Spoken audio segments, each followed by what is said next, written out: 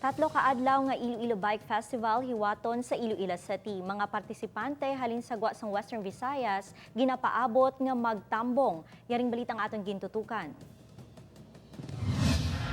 Dako ang makinot ni Manong Abet sa pamasahe kada adlaw bangod nagabisikleta ini halin sa bitoon haro pakadto sa iya trabaho. Suno sa iya nagabaskog pang iya resistensya kun magbisikleta bangod nagaserbe man ini nga ehersisyo. Maglakat ko ya po office dako gini magamit ya adlaw gid ya. Kay maplite ka. Ti niya makapabalas ka ba ya kondisyon balawas mo eh. Oh, dami ya.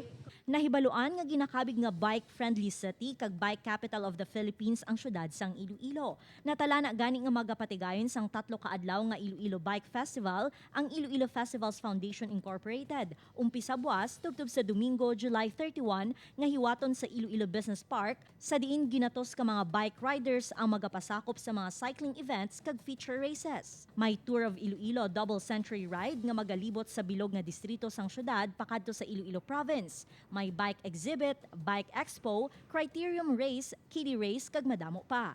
So basically, ang tinutuyo sini is of course to promote Iloilo City as a bike-friendly city, to promote bike tourism, to promote sustainable biking, the importance of biking as an alternative nga mode of transportation and environment friendly mode of transportation.